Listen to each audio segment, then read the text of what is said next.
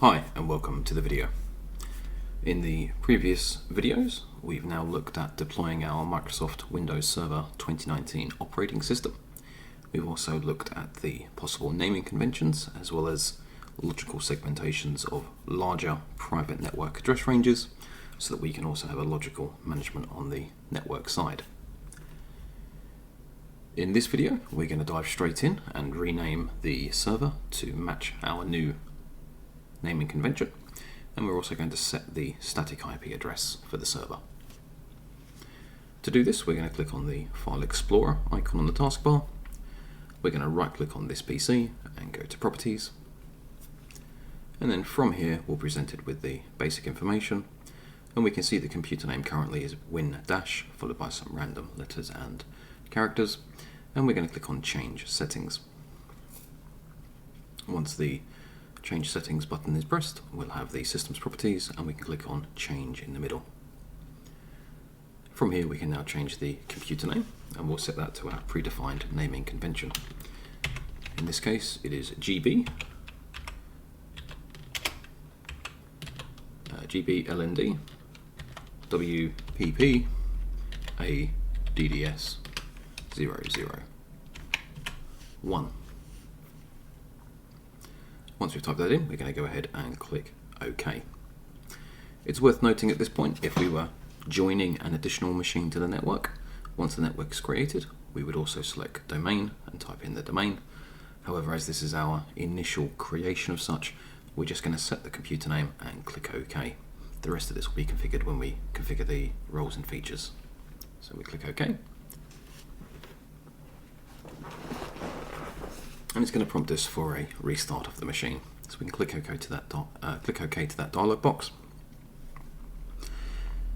and then we're going to click Close on the Systems Property page. Once again, we're going to be asked to restart the machine, and at this point we're going to say Restart Later, as we're now going to configure the static IP address. So we click Restart Later.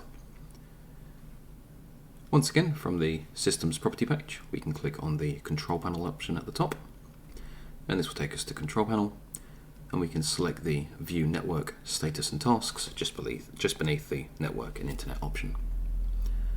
When we click on that, we'll be presented with our basic network configuration, and whilst we can click the Ethernet 0 adapter, or local network connection, depending on the name, the other option, which we're going to do, is the Change Adapter Settings on the left-hand side. And when we click on this, what it will actually do is list all of our network cards or network interfaces that we have available. The reason typically I'll go through this way is because if there are multiple network cards, we can ensure that they are working correctly either as a team, if that's the desired option, or if there is only one, in this particular instance that we have here, that we configure in the correct one. In a later video, we will look at network teaming and load balancing and how that can work when you have multiple network cards available. In this instance though, we're just going to double click our Ethernet 0 network adapter, and we're going to see this status dialog box pop up. Lower left hand side we can click on Properties, and from here we have the Properties dialog box. In the middle or the center of the Properties dialog box, where you can see Internet Protocol version 4 or TCP IP v4. If we highlight this and select Properties, we will then be able to assign our static IP address. So we're going to go ahead and click on the Use the following IP address, and once again we're going to use the predefined IP address that we've already set aside for this server, and in this case it's 10.0.10.1. When we click into the subnet mask, this will be pre-populated. In this case it's pre-populated to 255.0.0.0. We're actually running a smaller subnet than this, so we're going to go ahead and change that to 255.255.255.0 or /24. And then in the default gateway we're going to type in our gateway address. In this case it's 10.0.10.254. In case you're unsure of what your current default gateway is, and again we will cover this in later videos as to firewalls and routers and IP address configurations on those, What you can do is right click on your Start button and go to Windows PowerShell or Command Prompt, and from there you can type in ipconfig. When you press enter, what it will give you is your current Windows IP configuration, and we can see here that the current IP address is 10.0.10.148/24 subnet mask, and the current default gateway is 10.0.10.254. So we know that we're using the correct details, and with that in mind we can close down the PowerShell wizard. Once we've set the IP address, subnet mask and default gateway, we can go ahead and select the option for the use the following DNS server addresses. Once we have more than just the initial domain that we're building, or the initial domain controller or DNS server, we can add in alternative DNS servers also. When setting up the first part of the network, or the first domain controller or DNS server, typically I'll use the loopback address, which is 127.0.0.1, and what this tells the computer to do is to look at itself for DNS resolution. This is fine for the starting point, and as we grow and expand the network, we'll also look at adjusting this also, and how we set this on other servers. So once we've set the IP address, the subnet mask, the default gateway, and the preferred DNS server, we're going to go ahead and click OK. Once we've done that, we're going to click Close on the Properties dialog box and Close on the Status dialog box. At this point now, we've set the host name or computer name and also the static IP address, and we're now going to restart the machine for those changes to take effect. It's worth noting that when you restart or shut down a server operating system, you'll be prompted to provide a reason which best describes why the action is being taken. This is for audit trail and audit logs. In the instance of an unexpected shutdown or restart, we can check the event logs for reasons as to why, and in this case, by giving it a clear description as to why we're restarting it, it allows us to remove any false positives later on, and we'll cover this also in later videos. But for now, we're just going to select Other Planned, and then we're going to click Continue.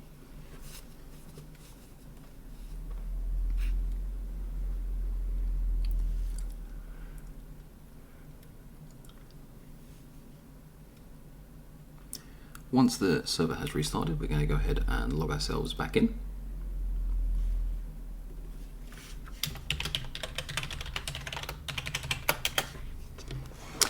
Before we go any further, we're going to validate that the IP address and hostname settings have taken effect.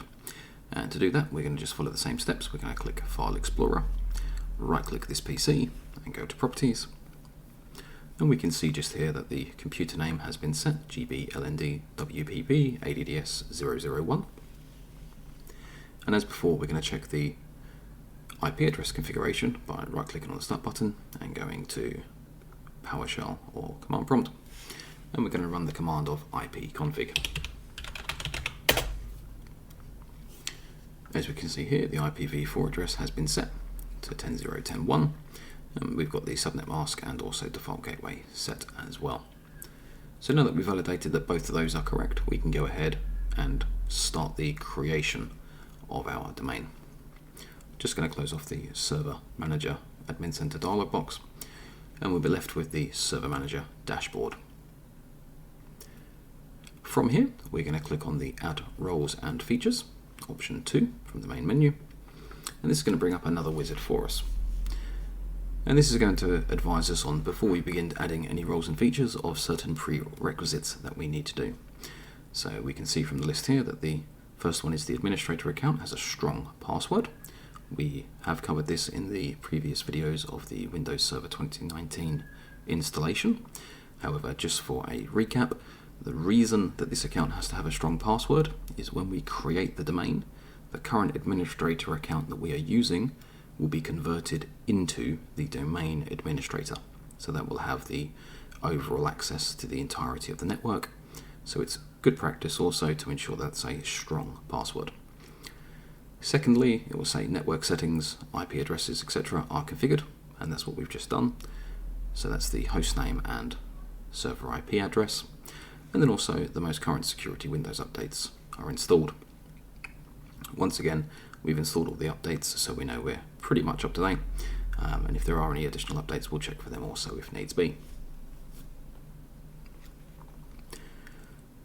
Once we've validated that this is all correct, we can go ahead and click Next. And we're going to be asked for the installation type. There's two types available. There's role-based or feature-based installations, and there's also remote desktop service or services installations. We will cover remote desktop services in another video, but for now we're going to select role-based or feature-based installation and click Next. And then it's going to ask us for our server selection. Once again, in future videos, as we expand the network and add additional servers, we'll look at how we manage multiple servers at the same time. But for now, we're going to leave it as select a server from the server pool. And at the bottom, we already have our server highlighted, so we're going to go ahead and click Next. Now we're going to be asked for the server roles, and we're going to go ahead and select those that are relevant. In this case, we're going to select the first one, which is Active Directory Domain Services. And when we select that, it's going to ask us to add some additional features, to which we can click Add Features. And secondly, we're going to choose DNS Server. And when we do that, we'll also be prompted once again for some additional features, to which we're going to click Add Features. Active Directory Domain Services and DNS servers typically run hand in hand, although there are instances where you may run one without the other. However, as this is creating our domain in the first instance, we're going to select both as is best practice, and then we're going to go ahead and click Next. On the next page, we're going to be asked about additional features. As we were already prompted on the previous page, we've already added those that are required for the roles that we're installing, so we're not going to install any additional at this point in time, so we're going to go ahead and click Next. Based on the server roles we selected, we're now going to be asked to configure any additional connections or connectivities. And in the first one, it is the ADDS, and it's referring to Office 365 or Azure Active Directory and connecting it to those cloud services. Once again, we will cover this in a later video, but for now, as this is a standalone server that we're building with the domain, we're going to leave this as it is and click on Next. And for the DNS server, it's just going to point out some pointers as to what we need to do around delegation zones. But for now, we can go ahead and click Next. Lastly, we're going to be asked to confirm what we've selected all the way through. And in the center page here, we can see that we've selected Active Directory Domain Services. We can see Domain Services, and we can see the features that have been added in, such as Group Policy Management and Remote Server Administration Tools, and how that breaks down. There's also an option at the top here to restart the destination server automatically if required. We're not going to tick that in this occasion. We're just going to go ahead and click Install, and that's going to start the installation process. Some roles and features do require a restart before they take full effect, so you may wish to tick the previous box where it says Restart Destination Server once completed. At this point, it's going to install all of the roles and features that we've selected. So we're going to go ahead and pause the video, and then once this is near the end, we'll come back to it. And we've just finished the installation.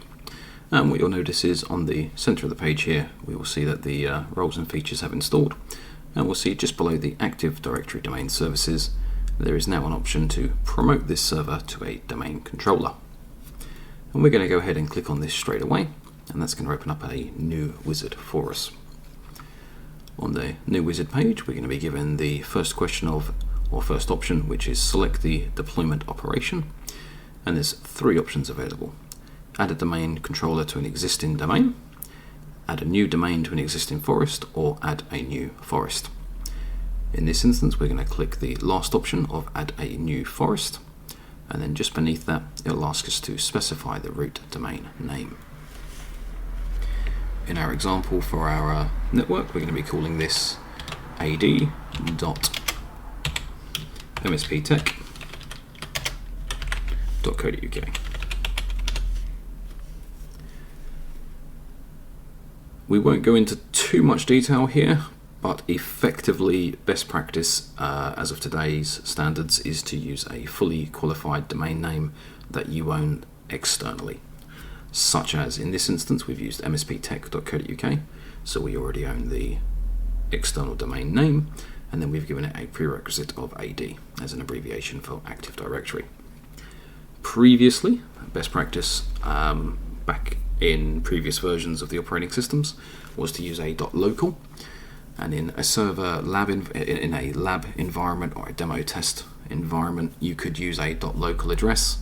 But when you go to integrate with external services such as Azure or Office 365 or other providers, it saves unnecessary steps in modifying from a .local to the fully qualified domain, or the TLD, top level domain, sorry. So bear in mind when you create the root domain, it should be a top level domain name that you own, and then the first subdomain part, or the initial part in this case of AD, can be set to anything you like, but it is best practice to keep it quite short usually, such as AD, HQ or corporate, or similar. In some instances I've seen ADDS also, as you will have to type that in quite a few times when you're adding new machines to the network, etc. We will cover how domain naming conventions work when you're linking to external services in another video, but for the sake of this one we're using ad.msptech.co.uk, and you can use anything that you own, such as ad.domain.com, hq.domain.com, and an example of that would be hq.google.com or ad.microsoft.com as examples. So if you own the domain, that's the best practice, and to make sure you use the top level domain or .co.uk.com, and etc, etc. Once you've selected the root domain name though, we're going to go ahead and click next. And that's going to start the deployment configuration. On the next page, we're going to be asked to select a level, select functional level of the new forest and root domain. As we're running a Windows Server 2019 operating system, the default level for the forest and domain will be Windows Server 2016. We can use the drop-down menus to go all the way back to Windows Server 2008. However, unless there's a legacy application, legacy server, or a reason to drop down to the older versions, there's no need to go that far back. And if we're introducing just newer technology such as Windows Server 2019 or Windows 10 as an endpoint, we can typically leave this as the highest version, which in this case is Windows Server 2016. Again, if there's a reason that you need to use previous compatibility, then obviously revert these down to the level that you need them to be. Just beneath this option, we'll then be asked to specify domain controller capabilities. In this instance, as this is a brand new domain, and this is the first domain controller, these options are grayed out. As you add additional domain controllers later on, these options can be amended, but for now we can leave them as they are. And we're going to go straight to where it says type a directory services restore mode password, or a DSRM. The directory services restore mode password is exactly as self-explanatory as it can be. In the event that the domain controllers or the Active Directories have a restore, you may need to use this restore mode password to be able to activate or restore those. Once again, as is best practice, this should be a secure and complex password, and this should be well documented in the event that you ever need to use this. So we're going to go ahead and type our password in right now.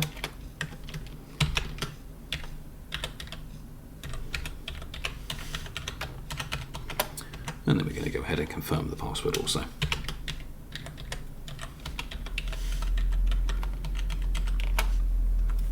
And once we've done that, we'll have the option to click next, and then we'll be given the option for DNS delegation. You will notice that there is a warning at the top specifying around a delegation for the DNS server cannot be created. This is absolutely fine, and in this example, as we're building the network up, because this is going to be the first DNS server, this is normal behavior. So we can go ahead and ignore this and click on the next button. As those options are now being set into background, we'll see on the page now it's just verifying some details, and it's going to ask us to specify the net buoy name. This will pull through the prerequisite characters that we've used for the TLD. So in the example we had ad.msptech.co.uk, and this has pulled through AD, which will be our domain. There's no reason to change any of this. This pulled it all through for us, so we can just go ahead and click next, and it matches what we need it to. So we click next.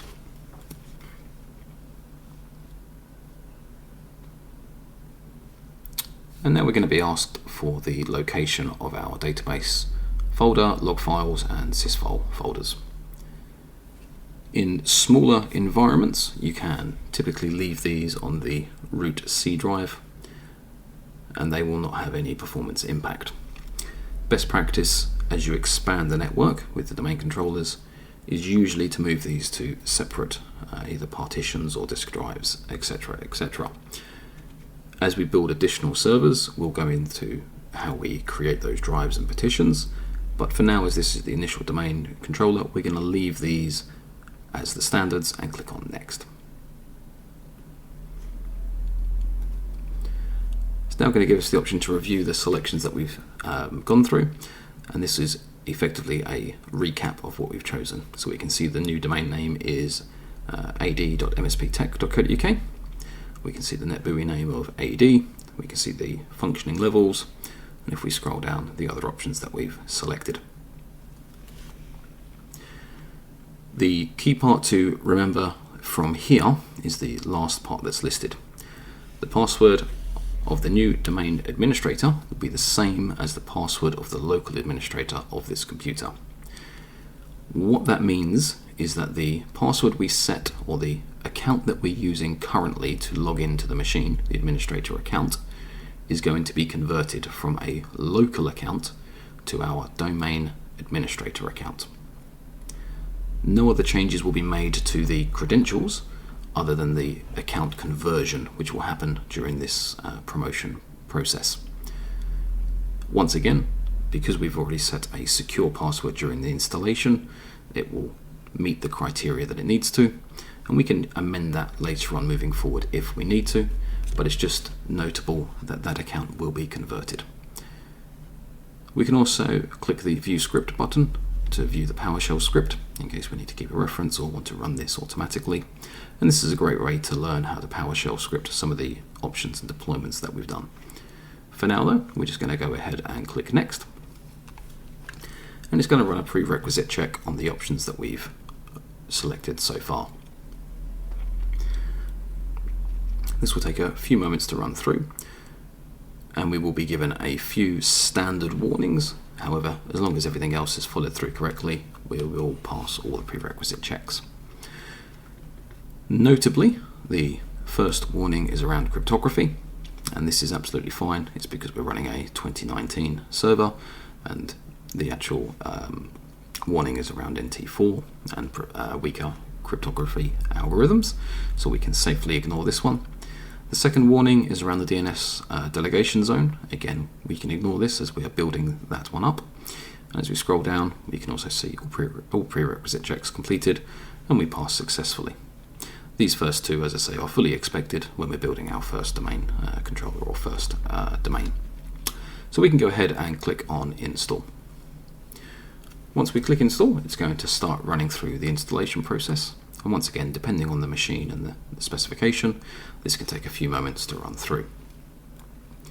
We're going to pause the video just here, and then we'll come back once this part has completed. As we can see, that's now completed the installation, and it says that we're about to be signed out. But we can go ahead and click Close. Oh, and it's beat us to it.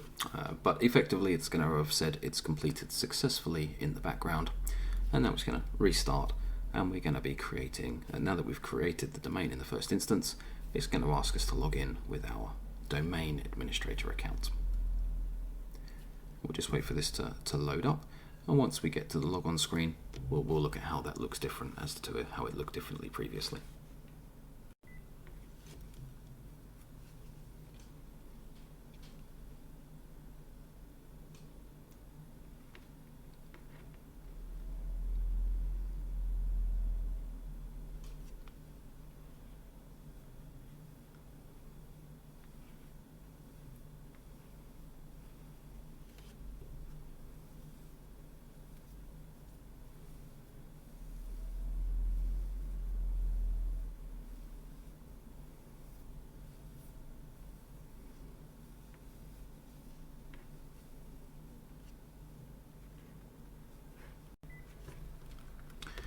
And now we're at our login screen.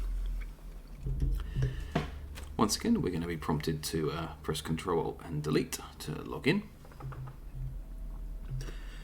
And when we do so, we'll notice that we're now presented with a slightly different logon screen, where we have now created the domain. We will see that the user to log in is the administrator account still, but we have the prerequisite of AD/, and that's denoting our domain. Now that we're on this page, we can log in as we would normally with the password we already have on the account.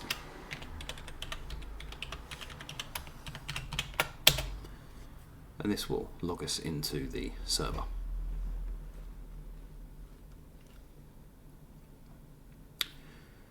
Once we're logged in and we close off the Admin Center pop-up, we'll see that the dashboard is loading in the background.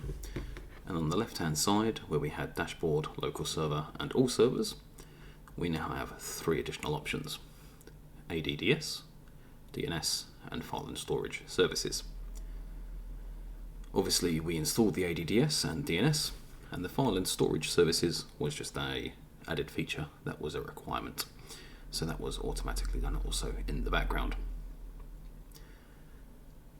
At this point, we have successfully created the domain.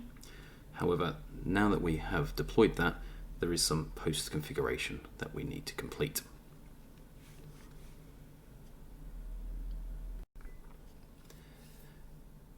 The post configuration is predominantly geared towards checking that the roles for both Active Directory and DNS are present on the server and working correctly, and also to add additional configuration which, as the network grows, clients can start to view different domain controllers or servers based on location and IP addresses.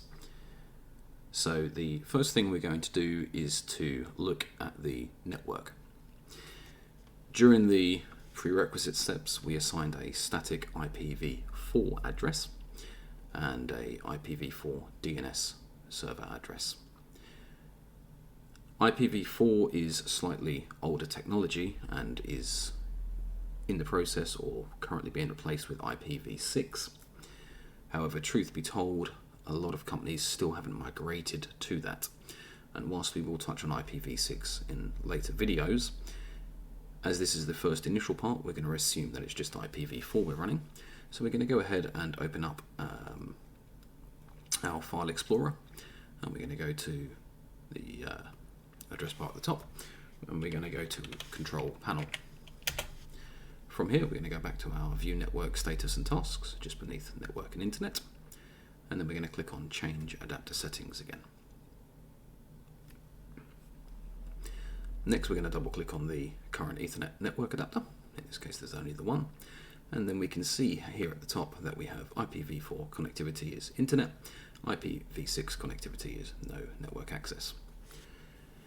During the promotion of the server, what will have happened is it's automatically configured the DNS server for the IPv6.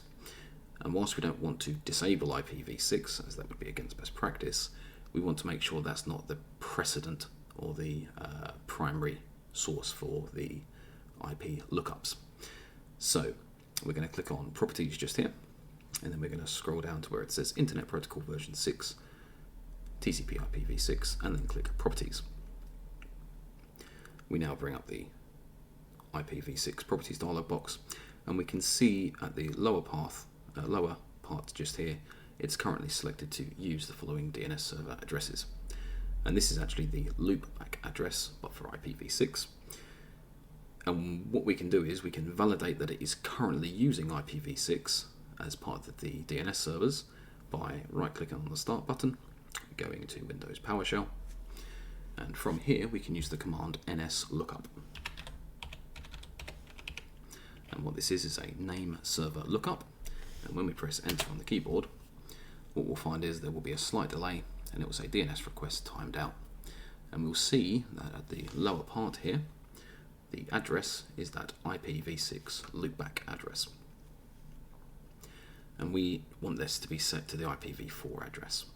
So we can close off the PowerShell window for the moment, and we're going to go ahead and on the IPv6 properties, we're going to select Obtain DNS Server automatically.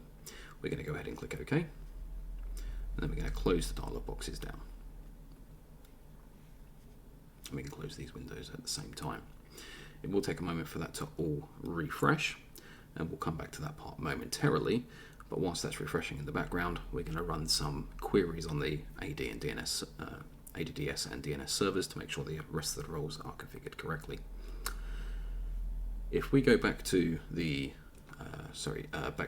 Windows PowerShell, right-click Start Menu, Windows PowerShell or Command Prompt, we can use the netdom query command.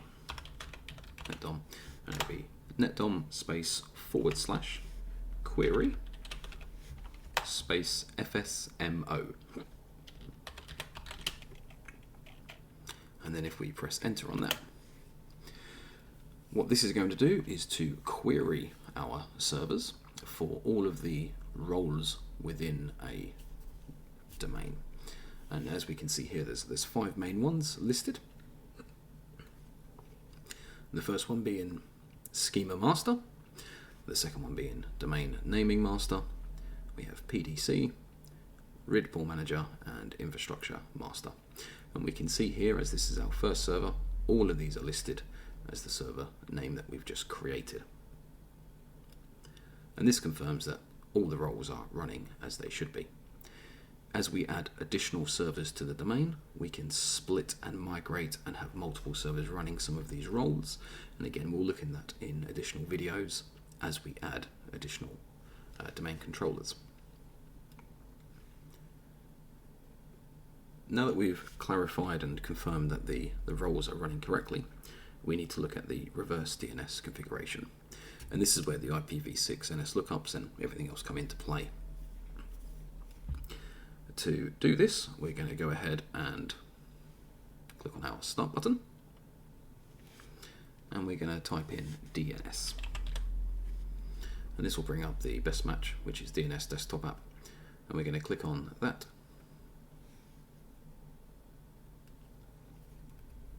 And this will bring up the DNS manager for our local server. If we go ahead and double click on our server name, what we'll find is it will then populate with forward lookup zones, reverse lookup zones, trust points, and conditional forwarders.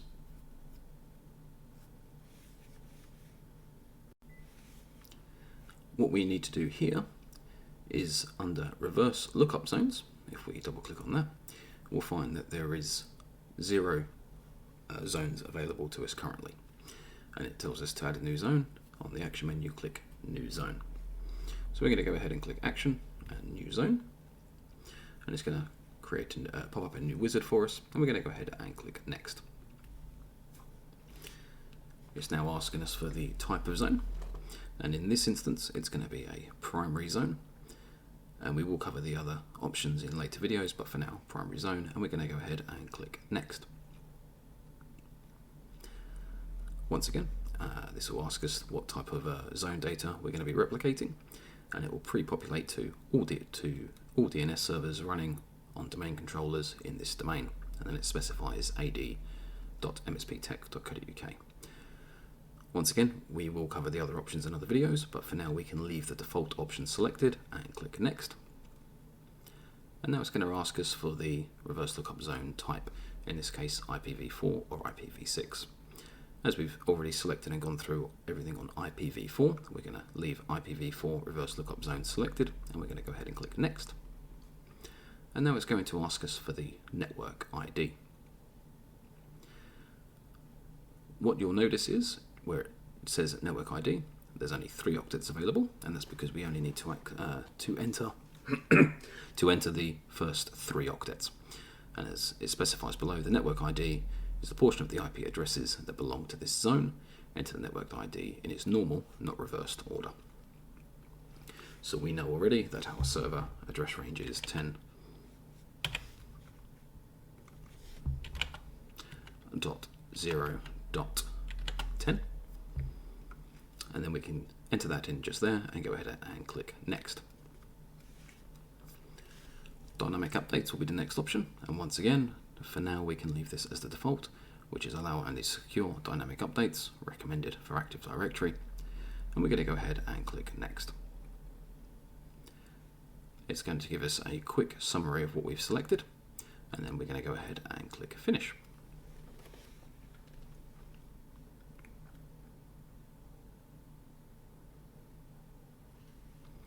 What we'll now see on the main window just here is we can see the 10.010 range listed, and if we go ahead and click on Reverse Lookup Zones and expand that out, we'll see the 10 range. We can expand that out also, and in there we'll see that our name servers and start of authority are listed, and this is as we would expect it to be.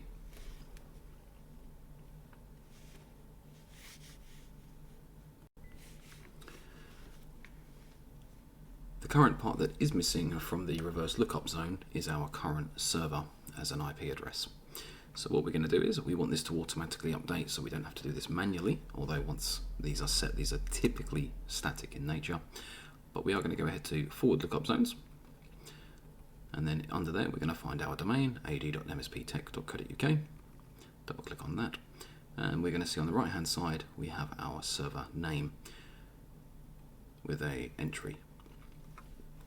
If we double click on the server name here with the record, we'll get our properties dialog box pop up, and we'll see that the IP address and names are listed.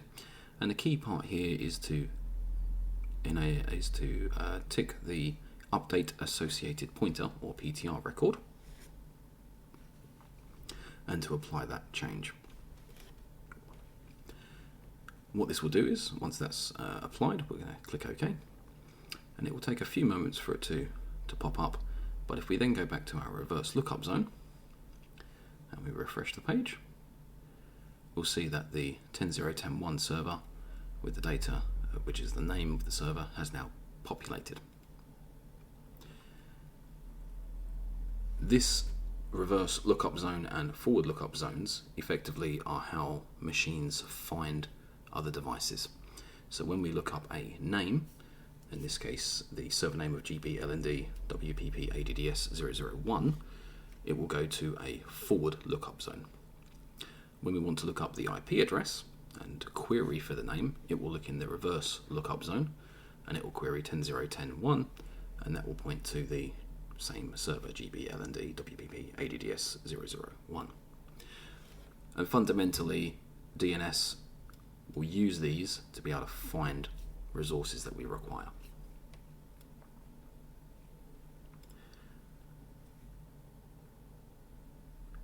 From here, what we can now do is validate that our name server lookup and reverse lookups are working correctly. So if we go back to our Start button and right click on that and bring up the Windows PowerShell, we can type in ns lookup once again, and what we'll find is the default server is localhost 127.0.0.1, and we set this during the installation as it allows a loopback address. Now that the domain is created, we can actually update this loopback address to the actual static address of the server. The reason we'd want to do this is if we have multiple domain controllers in the network, we can specify these out at a later date so that all servers have a list available. So if one server is unavailable for querying, maybe offline or rebooting, it can use the other servers to update. So what we'll do is we'll change that now, and we'll rerun the NS lookup, we'll get that to update, and then we'll perform the same task. So we open up the File Explorer, go to Control Panel, we go to our Network Status and Tasks, we go to Change Adapter Settings, double click the network, go down to Properties. As this is an IPv4, we're going to select the Internet Protocol version 4 and select Properties. And this time, under Use the following DNS server address, we're going to set this to itself. So we're going to remove the 127 loopback address, and we're going to set 10.0.10.1. As a side point, you can set this address when you first configure the NIC. What will usually happen with the machine as it reboots is it will point it back to the 127 address as it's the first one in the list, so it will overwrite the settings you set for the preferred DNS server. So by setting it to 127.0.0.1 in the first instance, we've just skipped that part, and now that we've got the machine working and it is a fully functional DNS server, we can now point it to itself with its actual IP address. So we've just typed that in there. We're going to go ahead and click OK. We're going to close these options off, close the dialog boxes off. We're just going to Control-C out of NS Lookup, and then we're going to rerun NS Lookup. What we'll find now is that the default server is the GBL and DWPP ADDS 001, and the address is 10.0.10.1. This now means that the name server this machine is using is itself, and it can see both the name and the IP address. If we can Control-C out of that again, we can also perform a reverse lookup on the IP address. There's multiple ways of doing this, but effectively we can clear all the cache so that it hasn't got anything cached locally by running ipconfig space / flush DNS.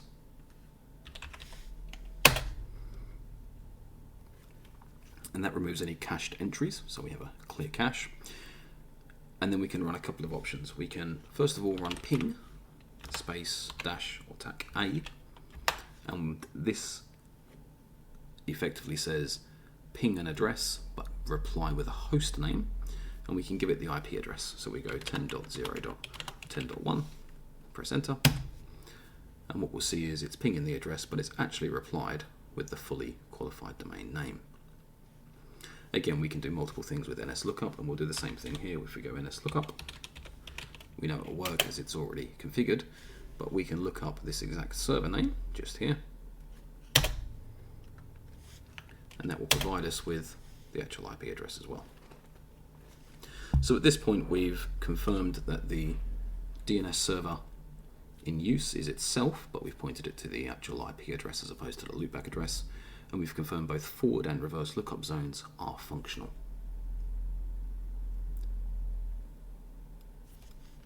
Now that we've configured both forward and reverse lookup zones, the next part to configure will be the external DNS forwarders. And what these are used for is if we cannot resolve a host name internally on the network, it will go external to our provider. To do this, we can close off the PowerShell window. We can go back to our DNS manager, and if we select the server name at the top, we'll see on the right hand side there is an option that says forwarders. If we double click on forwarders, we get our server properties box appear, and under forwarders we can see that there's no IP addresses and no server fully qualified domain name. If we click on edit, it will then give us the option to enter either an IP address or DNS name. Now obviously, as we're trying to resolve an external address, typically most providers will give you an IP address. In this example, we're going to start with very basic servers. We're going to use Google's DNS servers, which are 8.8.8.8. And then we're also going to use as a backup 8.8.4.4. What's going to happen is it's going to try and resolve these IP addresses to names externally. As we can see, dns.google, and validated OK for both of these. And we're going to go ahead and click OK. We can see that they're both in there, and we can go ahead and click Apply, click OK. And this now means that we can resolve external domain names or external addresses. Again, we can validate that by bringing up our PowerShell or command prompt. We can use the ping command. We can ping www.google.com. www.google.com. What this will do is this will send a ping out to the address. We can see that the resolution is working as we've got google.com as the domain name, and it's replied, translated that to an IP address, and it's replied as well. So now we know that the external DNS resolution is working. And that takes care of the DNS side of things. The next part we need to configure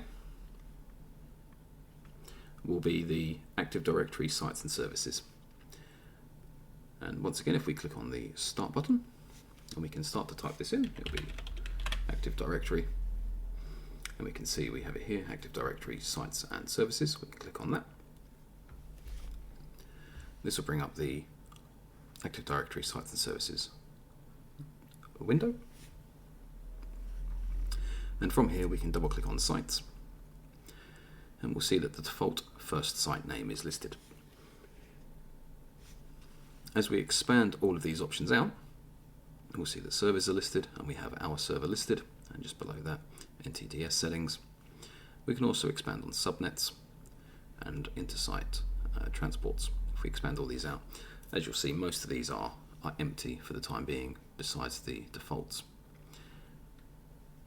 Active Directory sites and services are used as part of not only the authentication process, but for speed of logins and speed of response, or for looking at servers that are local to sites. Now, under our lab or demonstration environment here, we've assumed that this server is in GB London. We may have multiple sites moving forward, which include Manchester or US or New Zealand. And as a result, we might have multiple domain controllers. When a client logs on, it needs to be able to know which server is the nearest to it in response time to be able to ensure a smooth and fast logon. So before we go any further, we're going to rename the default first site name by right-clicking that, and then we're going to go to rename. And we're going to name this our site. So straight away we're going to go to GB, as we know this is UK or Great Britain, dash LND, just to keep in line with our naming convention. We could use full names if we want to, but for now this is absolutely fine. This also means that if we had multiple sites within London, we can also specify a little bit further. Again, this would depend on your naming convention as well. But now that that is named, we know that this site refers to this server, and we can follow that down the trail. The last part to do is to create the site's IP address ranges. And for that, we're going to go to subnets. We're going to right click, and we're going to create a new subnet. And from here, it's going to give us a few examples of the type of networks that we're using. And it's going to ask us for the prefix and to select an object for this prefix. We will cover the IP address ranges and subnets in later videos, but for now, we know that we're on the 10.0.10, and we're going to put .0 range, but we're going to do a /24, which is the subnet mask of 255.255.255.0.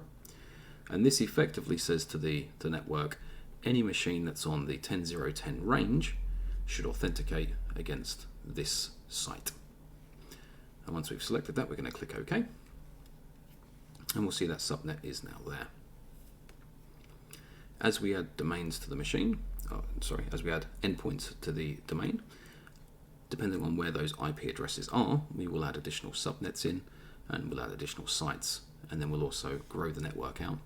And as they replicate across to multiple servers, the logon times and the response times will be very quick compared to long distance traveling unnecessarily across the globe for a longer logon time. This completes the Active Directory sites and services as well as the DNS manager, and we can go ahead and close these off. At this point in time, we have a fully functional server with the ADDS and DNS server roles, and we can start to add either endpoints, devices, user accounts, groups, security policies to the machines, to the network. All of these points will be covered in later videos as we move forward with growing the network out. Now that the initial domain is created, before we go any further with creating user accounts and other things and security groups, it's good practice to turn on the AD recycle bin. And to do this, we're going to click on Start, and we're going to bring up the Active Directory Administrative Center. When this pops up, we can maximize this out. And what we're going to see is this is an overview page, and on the left hand side we can see there's a few options here, but we're going to click on AD Local. This is the Administrative Center, or one view of the Administrative Center. However, the important part here for what we're going to do as a final step to the domain is to enable Recycle Bin. By default, this is not turned on, so it's good practice that in case we accidentally delete something as we create it moving forward, there's an option to restore it. So we're going to go ahead and click on Enable Recycle Bin. And it'll ask you, are you sure you want to perform this action? Once the Recycle Bin has been enabled, it cannot be disabled. We're going to go ahead and click OK. Once again, we'll be prompted with a message. Please refresh AD Administrative Center now. It's begun enabling the Recycle Bin for this forest, and it may not be fully functional until all domain controllers in the forest have replicated the change. We're going to go ahead and click OK. Obviously, as this is the first server or first part of the domain, this is the only server present, so it'll only take a few moments for this to replicate. And we can go ahead and refresh the page just to make sure it's there, and we'll see that the Enable Recycle Bin has now been greyed out. We can go ahead and close this page down. That concludes the creation of our domain in the first instance, and in the next videos we'll be looking at additional parts of that, which include creating user accounts, security groups, and also group policy objects and permissions, and how we deploy those out to machines. We'll also be looking at adding or introducing endpoint devices to the domain, and how we do that, and checking that the accounts and policies work correctly.